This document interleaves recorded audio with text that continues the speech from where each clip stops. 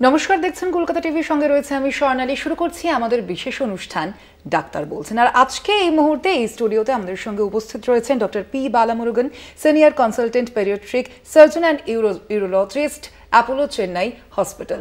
আপনাকে স্বাগত জানাই ডক্টর পি বালামুরুগান আমাদের এই বিশেষ অনুষ্ঠানে। একই সঙ্গে এই স্টুডিওতে আমাদের সঙ্গে উপস্থিত রয়েছেন doctor Sabarnika, senior consultant obs gynaecologist and laparoscopy surgeon. আপনাকেও স্বাগত জানাই ডক্টর সবর্ণিকা আমাদের এই বিশেষ অনুষ্ঠানে। আমাদের আজকের যে আলোচনা, সেই আলোচনা তো অবশ্যই আমরা আসবো, এবং সেই আলোচনাতে কিন্তু প্রথম প্রশ্নই আমি ডॉक्टर बालामुरुगन আপনার কাছে রাখবো যে ये जो पेडियाट्रिक जो सर्जरी होता है ये एक्चुअली क्या होता है? वो पीडियाट्रिक सर्जन ऐसे एक सुपर स्पेशलिस्ट सर्जन है जो बच्चों में सर्जिकल प्रॉब्लम्स को मैनेज करने वाला स्पेशलिस्ट है।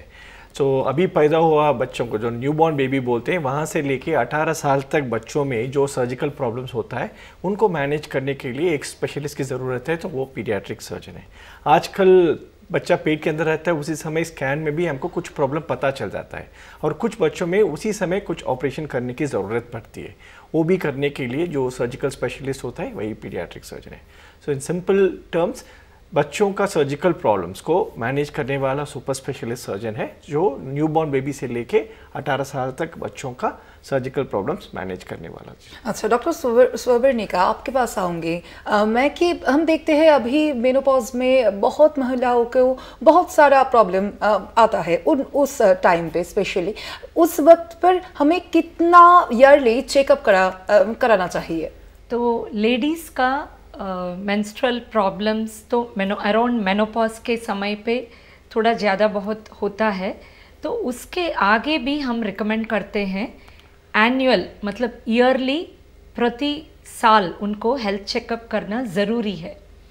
तो हेल्थ चेकअप आप 20 साल से कुड़ी बच्चर से भी करना शुरू कर सकते हैं। एंड मैरिड लेडीज़ में सबसे ज़रूरी है पैप स्मीयर, जो सर्वाइकल कैंसर का स्क्रीनिंग टेस्ट होता है, जो यूट्रस अपना जराई के मुंह से एक छोटा सा टेस्ट करते हैं, जिससे हम बहुत सारा प्रॉब्लम्स जो प्री कैंसर मतलब कैंसर आने से बहुत पहले देख सकते हैं, और उसका ट्रीटमेंट भी है। एक छोटा सा सिंपल टेस्ट है, इसको पैप स्मीयर बोलते हैं। जिसको शादी हुआ है ये सब महिलाओं को वो टेस्ट ज़रूर करना है। और इसके अलावा जब लेडी डॉक्टर चेक करती है तो ब्रेस्ट का भी एग्जामिनेशन करते हैं एनुअल हेल्थ चेकअप में, और इसके साथ एक अल्ट्रासाउंड जो स्कैन बोलते हैं, तो उसमें हम यूट्रस और ओवरीज का स्थिति कैसा है ये भी देखते हैं। तो एनुअल हेल्थ चेकअप मतलब ईयरली हेल्थ चेकअप बहुत अच्छा है आपको प्रॉब्लम्स पहले से ढूंढने के लिए और उसका ट्रीटमेंट करने के लिए। ओके डॉक्टर पी बालामुरुगन, आपके पास आऊँगी मैं कि आप तो एक पेडियाट्रिक सर्जन है, तो बेबीज़ में न्यूबॉर्न में बेबीज़ जो होता है उनमें सर्जरी में कितना चैलेंजेस आता है? पहले हमको ये समझना चाहिए कि छोटा बच्चा जो न्यूबॉर्न बेबी है that totally a different challenge होता है, क्योंकि एक अडल्ट को कंप्रेस करने से छोटा बच्चा नहीं बनता है। छोटे बच्चे में ऑपरेशन करने में बहुत चैलेंजेस होते हैं। पहला चैलेंज ये है कि साइज़, बहुत छोटे बच्चे हैं। अगर प्री टर्म बच्चा 1 किलो के अंदर जो बच्चा रहता है और भी छोटा रहता है, इन बच्चों में ऑपरेशन करना बहुत चैलेंजिंग है। सेकेंड देखेंगे तो स्पेस बहुत कम है, तो पेट के अंदर या छाती के अंदर ऑपरेशन करने के लिए हमको बहुत छोटे जगह मिलता है, तो उसके अंदर हमको जेंटल होके जल्दी ऑपरेशन करके बाहर निकलना है, क्योंकि बेहोश करने का टाइम जितना कम कर सकते हैं उतना बेटर है। Second, newborn babies are very sensitive, heat के बहुत सेंसिटिव होते हैं। तो यूजुअली ऑपरेशन जब होते हैं थिएटर एसी में रहता है, ठंड रहता है, कंफर्टेबल रहता है, लेकिन न्यूबॉर्न बेबीज़ को जब हम ऑपरेशन करते हैं बच्चे की भलाई के लिए बहुत गर्म रखते हैं थिएटर को, क्योंकि बच्चा ठंड नहीं होना चाहिए। सिर्फ थिएटर ठंड नहीं रहता है, जो भी हम यूज़ करते हैं, सलाइन यूज़ करते हैं, जो भी फ्लूइड्स यूज़ करते हैं, सब गर्म करके यूज़ करते हैं। तो इसके हिसाब से बच्चा कंफर्टेबल रहता है, लेकिन ऑपरेशन करने वाले सर्जन को बहुत मुश्किल होता है, क्योंकि गर्मी में ऑपरेशन करना पड़ता है, क्योंकि babies are very sensitive, temperature के लिए बहुत सेंसिटिव है, तो उसका थोड़ा ध्यान देना पड़ता है। थर्ड प्रॉब्लम है कि बच्चे में ब्लड वॉल्यूम टोटली बहुत कम होता है, तो इन बच्चों के ऑपरेशन करते समय हर समय ब्लड अरेंज करके ऑपरेशन करते हैं और बहुत केयरफुली ऑपरेशन करते हैं, क्योंकि ब्लड लॉस ज़्यादा ना हो जाए। फोर्थ, बच्चे का इम्यूनिटी ताकत बहुत कम होता है, इसलिए इन्फेक्शन कंट्रोल के लिए और ध्यान देना पड़ेगा। इन्फेक्शन का प्रिकॉशन जो भी लेना है वो थोड़ा लेके जल्दी ऑपरेशन करने की कोशिश करें। ओके डॉक्टर सुवर्णिका, हम अभी देखते हैं कि बहुत लोगों में ऐसा होता है कि मेनोपॉज के टाइम पे उनको हेवी जो ब्लड रिलीज होता है, तो ये क्या नॉर्मल है? अराउंड मेनोपॉज बॉडी में हमारा बहुत हार्मोन्स का लेवल्स का चेंजेस होता है, तो थोड़ा बहुत ब्लीडिंग का समस्या उठता है। तो ये जब बेशी ब्लीडिंग हो रहा है तो लेडीज़ ये सोचते हैं कि ये नॉर्मल है। नॉर्मल हो सकता है मेनोपॉज के टाइम पे, फिर भी हमको डॉक्टर के पास जाके टेस्ट करना ज़रूरी है। That is why I said doing health checkup every year is very important, क्योंकि ये नीचे सर्विक्स का मतलब यूट्रस का लोअर पोर्शन जो सर्विक्स बोलते हैं, तो उसमें से पैप स्मीयर करते हैं, और यूट्रस के अंदर से अगर हैवी ब्लीडिंग है तो स्कैन में हमको कुछ रीज़न मिल सकता है कि फाइब्रॉइड ट्यूमर है यूट्रस में, या अंदर एक पॉलिप बन गया है। तो ये सब प्रॉब्लम्स देख सकते हैं अल्ट्रासाउंड स्कैन में। एंड थर्डली ब्रेस्ट का भी मैमोग्राम करते हैं ब्रेस्ट कैंसर स्क्रीनिंग के लिए। तो अगर ये सब टेस्ट नॉर्मल है एंड स्कैन में यूट्रस हमारा नॉर्मल है, कोई कारण नहीं मिल रहा है, तो फिर हम सोच सकते हैं कि ये मेनोपॉज का ही प्रॉब्लम है एंड वो नेचुरली वो लेडी मेनोपॉज में चली जाएगी, लेकिन जांच करना ज़रूरी है। डॉक्टर सुवर्णिका, इसके लिए क्या क्या टेस्ट होता है? तो अगर हैवी पीरियड्स के साथ लेडीज़ आते हैं तो transvaginal sonography TVS scan, मतलब भीतर से नीचे से स्कैन करते हैं। तो पेट से करने से नीचे से जो स्कैन TVS स्कैन करते हैं, इसमें अपना जोराई मतलब यूट्रस एंड ओवरीज और क्लियरली जूम होके और क्लियरली दिखता है। तो उसके अंदर अगर कुछ पॉलिप है या ट्यूमर है, ये हम पकड़ सकते हैं। इसके साथ ओवरी में अगर कोई सिस्ट है, ट्यूमर है, ये भी देख सकते हैं। और सबसे इम्पॉर्टेंट है यूट्रस के अंदर का जो लाइनिंग, एंडोमेट्रियम बोलते हैं, इसका लाइनिंग का थिकनेस मेजर करते हैं। मेनोपॉज के बाद ये 4 मिलीमीटर से कम होना चाहिए। तो ये वेरी इंपॉर्टेंट टेस्ट है। ओके डॉक्टर बालामुरुगन, आपके पास आऊँगी मैं कि न्यूबॉर्न बेबीज़ में और चिल्ड्रंस में ये जो लैप्रोस्कोपी और थोरकोस्कोपी है, ये किया जा सकता है? हाँ ज़रूर, आजकल छोटे बच्चे में भी लैप्रोस्कोपी और थोरकोस्कोपी कर सकते हैं। ये बोलते हैं मिनिमल एक्सेस सर्जरी, मतलब छोटे छोटे छेद बना के पूरा काट के वो करना ओपन सर्जरी होता है। छोटे छोटे छेद बना के वही चीज़ अगर कर सकते हैं उसको मिनिमल एक्सेस सर्जरी बोलते हैं। पेट में करते हैं तो उसको लैप्रोस्कोपी बोलते हैं, छाती में करते हैं तो उसको थोरकोस्कोपी बोलते हैं। पुराने ज़माने में बहुत, जैसे मैंने पहले बोला था, स्पेस बहुत कम है, उसके अंदर छोटे छेद बना के इंस्ट्रूमेंट्स डाल के करना बहुत मुश्किल था, क्योंकि छोटे इंस्ट्रूमेंट्स नहीं की सुविधाएं नहीं थी। आजकल इतने छोटे इंस्ट्रूमेंट्स आ गए हैं कि जैसे हम छोटे बच्चे न्यूबॉर्न बेबीज़ को भी ये वाला मिनिमल एक्सेस सर्जरी लैप्रोस्कोपी और थोरकोस्कोपी कर पाते हैं, क्योंकि इंसिशंस बहुत छोटे हैं और इंस्ट्रूमेंट्स भी बहुत छोटे हो गए। इसमें क्या क्या दिक्कत हो सकता है डॉक्टर बालामुरुगन? सो छोटे बच्चे में जब करते हैं, पहले मेन रेस्ट्रिक्शन हमारा है कि स्पेस बहुत कम है। सो इसलिए हमको ऑपरेशन करने में थोड़ा चैलेंजिंग होता है, क्योंकि अगर मैनिपुलेट करने के लिए, टांके लगाने के लिए, इंस्ट्रूमेंट्स को यूज़ करने के लिए स्पेस बहुत कम मिलता है, इसलिए थोड़ा चैलेंजेस ज़्यादा होता है।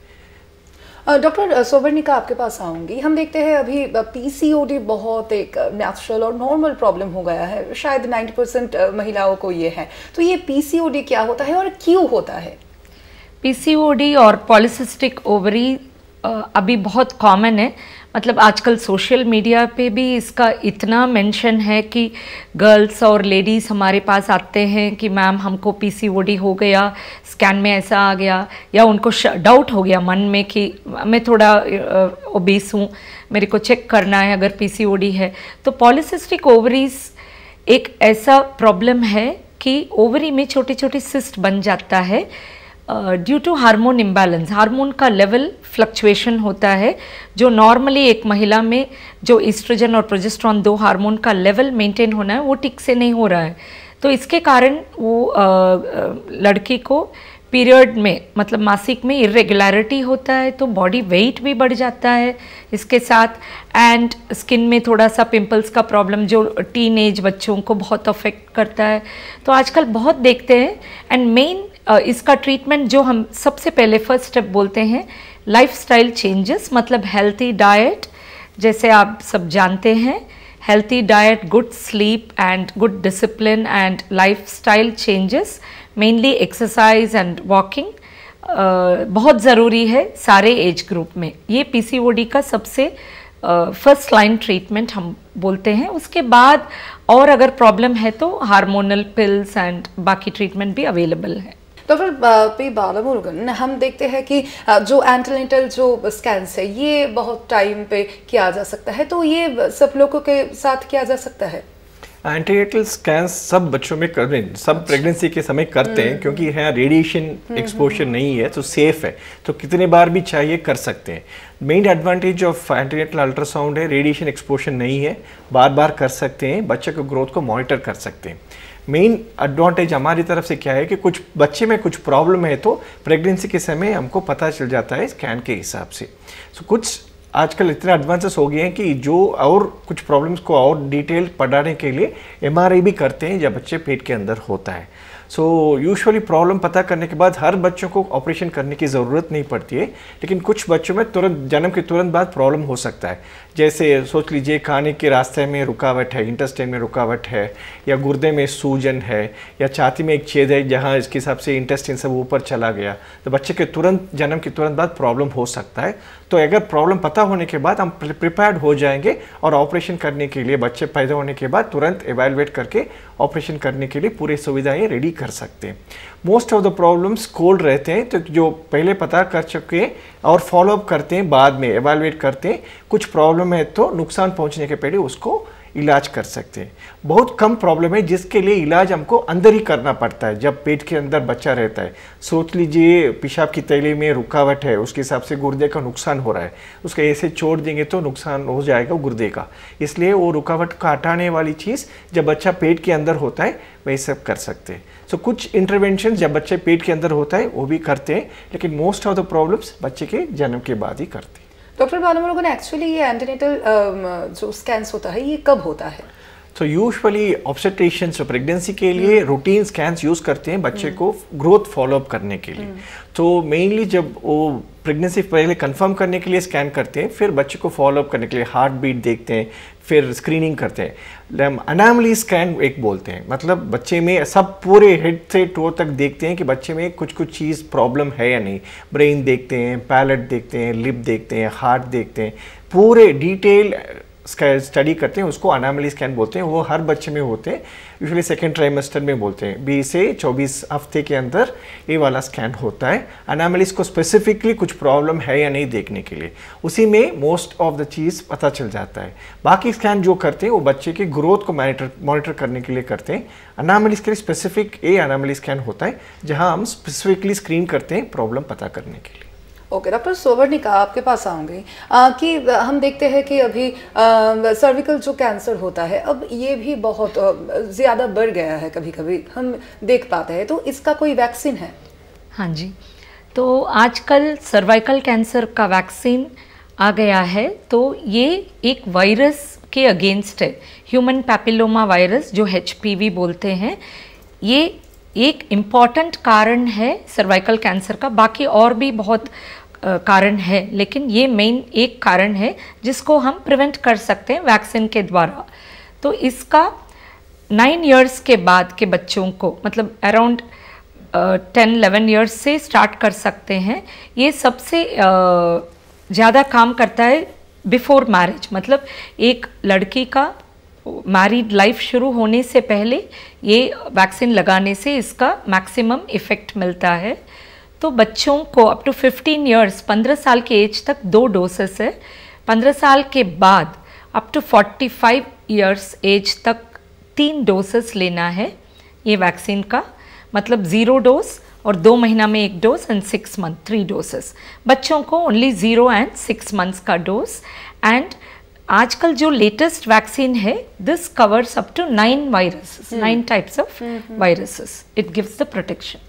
ओके डॉक्टर बालामुरुगन, हम देखते हैं कि बच्चों में बहुत सारे प्रॉब्लम्स तो आता है, ये क्या क्या प्रॉब्लम्स होता है बच्चों में जो क्या इग्नोर नहीं करना चाहिए?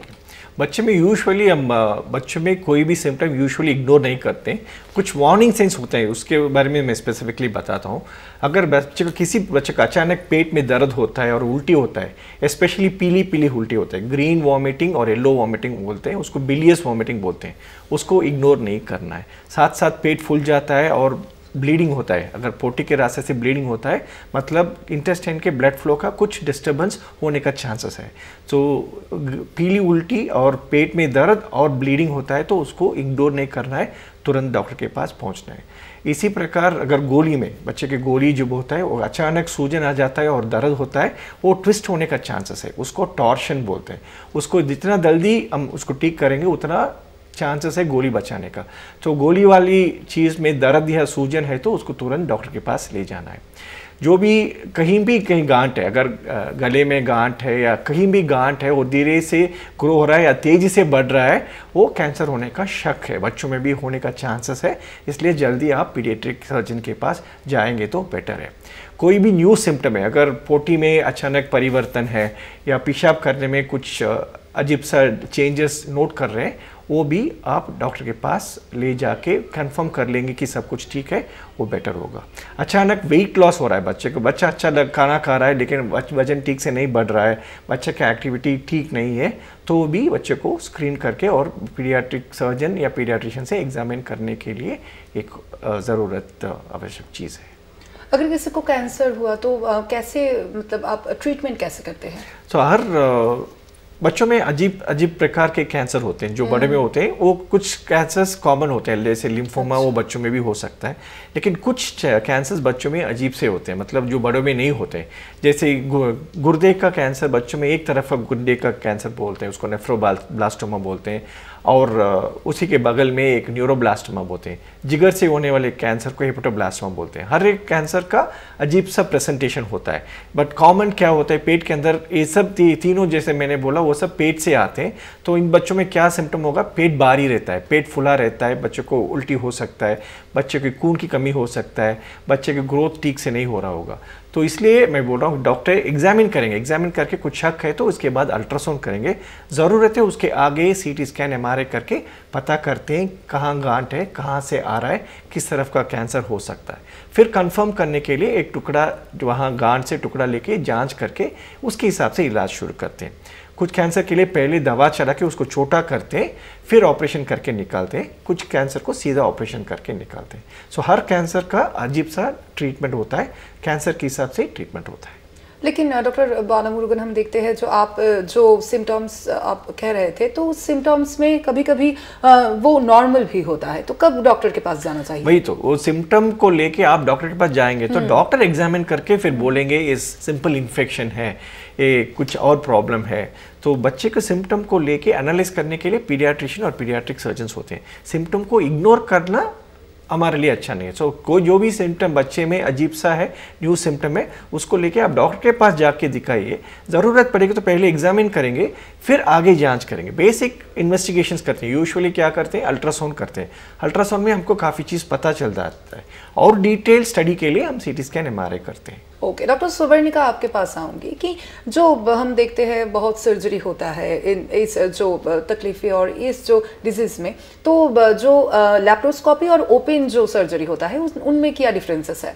अगर ऐसा एक सिचुएशन आ जाता है कि यूट्रस को रिमूव करना है, शायद उसमें फाइब्रॉइड ट्यूमर बहुत बड़ा बन गया और ओवरीज में सिस्ट है, या तो ब्लीडिंग का समस्या जो अराउंड मेनोपॉज होता है तो वो हार्मोन से कम नहीं पड़ता है लेडीज़ को, तो जोराई का ऑपरेशन करना ज़रूरी है। तो इस स्थिति में हमको दो ऑप्शंस अवेलेबल है। एक तो ओपन सर्जरी, मतलब पेट खोल के फिर वो यूट्रस और ओवरीज को हटाना है, एंड दूसरा है लैप्रोस्कोपी और मिनिमली इन्वेसिव सर्जरी और की होल सर्जरी। तो इसमें बहुत सारा एडवांटेजेस है पेशेंट के लिए, क्योंकि 1 और 2 डेज मैक्सिमम में पेशेंट का रिकवरी हो जाता है एंड हम छुट्टी कर देते हैं हॉस्पिटल से। अगर आज ऑपरेशन होता है तो 4 घंटा में पेशेंट पानी पी सकती है और लिक्विड्स ले सकती है और नेक्स्ट डे उठ के चल भी सकती है। पेशेंट का रिकवरी बहुत फास्ट है क्योंकि उसका पेन जो पेट में बेता है ऑपरेशन के बाद वो बहुत कम है, उसका पेन किलर लेना भी कम पड़ता है एंड जल्दी से उसको अपने नॉर्मल एक्टिविटीज़ पे वो जा सकती है। लेकिन ऑपरेशन जो हुआ है वो अंदर वो मेजर है, तो हम 1 महीना का थोड़ा सा रेस्ट बोलते हैं, जैसे भारी वजन हैवी वेट नहीं उठाना, ज़्यादा ऊपर नीचे सीढ़ियाँ नहीं चढ़ना और ट्रैवल करना, ये सब थोड़ा सा कम करना है। लेकिन पेशेंट को देखने के लिए दूसरा कोई अटेंडर की ज़रूरत नहीं, वो खुद अपना ख्याल रख सकती है लैप्रोस्कोपी से, तो ये ईजियर अप्रोच है टू द पेशेंट। डॉक्टर सुवर्णिका, किस स्टेज में यूट्रस रिमूव का ज़रूरत होता है? तो अगर कोई पेशेंट का ब्लीडिंग का समस्या अराउंड मेनोपॉज, उसका फैमिली कंप्लीटेड है तो और बच्चा नहीं लेना चाहिए, उसका मेनोपॉजल ब्लीडिंग का कंप्लेंट है, around the age of menopause hormones खूब ट्राई कर चुकी है और उसका हीमोग्लोबिन कम है, या कभी किसी किसी को 1-2 बॉटल खून लेना पड़ता है, आयरन खाती है फिर भी ब्लीडिंग कंट्रोल में नहीं है। आजकल हार्मोन का एक T shape device Marina coil का नाम पे भी अंदर यूट्रस के अंदर डालते हैं, कोई पेशेंट्स को ये चॉइस पसंद नहीं है, तो ऐसे एक स्थिति आ जाता है कि यूट्रस निकालना है। सारे पेशेंट्स में सबसे पहले ये नहीं बोलते हैं कि यूट्रस रिमूव करना है, क्योंकि सर्जिकल मेनोपॉज भी अच्छा नहीं है अगर पेशेंट का एज कम है, तो ये लास्ट ऑप्शन रखते हैं। लेकिन अगर करना है, ज़रूरी है, तो लैप्रोस्कोपी अप्रोच अवेलेबल है for faster recovery. Okay doctor Balamurugan, आपके पास आऊँगी कि बच्चों के हेल्थ को कैसे अच्छा रख सकते हैं, जो पेरेंट्स है वो शायद ये जानना चाहेंगे। फ्यू चीज़ेस हम यूजुअली रीइंफोर्स करते हैं, सुस्त खाना, हेल्थी खाना, lot of vegetables, lot of fruits, lot of fluids.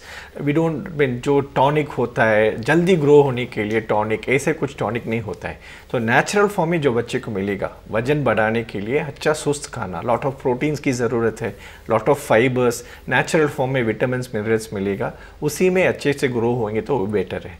बच्चे को ग्रोथ को हम मॉनिटर करें, शुरू में जन्म से देखेंगे तो देखते हैं वजन कैसे बढ़ रहा है। यूजुअली जन्म का वेट 4-5 महीने में डबल होता है और 1 साल में 3 टाइम्स होता है। तो पीडियाट्रिशियन जब वैक्सीन लगाने के लिए जाते हैं, हम वो हर समय वेट भी चेक करते हैं और देखते हैं कि बच्चे की ग्रोथ कैसे हो रहा है। फिर डेवलपमेंट, अगर ग्रोथ ठीक से हो रहा है, फिर डेवलपमेंट और माइलस्टोन्स बोलते हैं, तो बैठने का, खड़ा होने का, चलने का, वो सब टाइम के हिसाब से चल रहे हैं नहीं, वो देखेंगे। सो ग्रोथ एंड डेवलपमेंट को मॉनिटर करने के लिए पीडियाट्रिशियंस होते हैं। तो उसके लिए नेचुरल फॉर्म में अगर अच्छा सुस्त खाना, healthy diet, lot of vegetables, खूब अच्छी तरफ के वेजिटेबल्स और फ्रूट्स बच्चे खाएंगे, नेचुरल फॉर्म में सब चीज़ मिल जाता है। डॉक्टर सुवर्णिका, आपके पास आऊँगी कि हम देखते हैं इस एज में कि बहुत लोगों में इरेगुलर पीरियड्स होता है, वो क्यों होता है? पेशेंट के एज के हिसाब से, मतलब यंगर एज, अगर लड़कियां स्कूल के, कॉलेज के लड़के आ जाते हैं तो उनमें पॉलीसिस्टिक ओवरी जैसे हमने डिस्कस किया, वो एक कारण हो सकता है। तो मेनली फूड हैबिट्स, आजकल थोड़ा सा हमारा जंक फूड का हैबिट्स बढ़ गया है, जो पेरेंट्स भी बच्चों को लेके आते हैं और बोलते हैं जंक फूड ज़्यादा लेती है, और फूड पे खाने के टाइम में डिसिप्लिन नहीं है, उनका पढ़ाई और ये सब प्रेशर है। मतलब ये तो जो इरेगुलर पीरियड्स होता है वो पीसीओडी का एक सिम्टम्स है, एक सिम्टम है, और बॉडी का वेट भी उनका बच्चों का बढ़ जाता है, बच्चा टायर्ड है, डल है, ज़्यादा फिजिकल एक्टिविटी नहीं है, आजकल स्टडीज़ का प्रेशर बढ़ता है, तो उनमें हम बोलते हैं first treatment for irregular period, और अगर पीसीओडी है, स्कैन में नहीं है, फिर भी मेनली लाइफस्टाइल चेंजेस, कि हेल्थी डाइट, टाइम पे खाना खाना है, ब्रेकफास्ट स्किप नहीं करना, और timely diet and good sleep and physical activity बहुत ज़रूरी है बच्चों में। और डॉक्टर बालामुरुगन, मैं जो पूछना चाहूँगी आपसे कि जो बच्चे होते हैं उनमें क्या क्या प्रॉब्लम्स जो जनरल होता है? जनरल बच्चों में आजकल ज़माने में जैसे हमने डिस्कस किया था, आजकल रफेज बहुत कम है, वेजिटेबल्स फ्रूट्स कम खाते हैं, इसलिए पोटी पेशाब में परिवर्तन होने का चांसेस, सिम्टम बहुत कॉमन है। कॉन्स्टिपेशन बोलते हैं, जैसे फाइबर की कमी के हिसाब से पोटी बहुत टाइट बन जाता है। तो हर दिन पोटी नहीं करते हैं, 2-3 दिन में एक बार करते हैं, बहुत टाइट निकलता है, तो पेट फूल जाता है, पेट में दर्द होता है, फिर उल्टी होता है। कॉन्स्टिपेशन के हिसाब से लड़कियों में स्पेशली पेशाब में इन्फेक्शन होने का चांसेस है। सेकेंड प्रॉब्लम, पानी कम पीते हैं और बार बार पेशाब खाली नहीं करते हैं, ज़्यादा रुक के अंदर रखते हैं, उसके हिसाब से भी इन्फेक्शन होता है।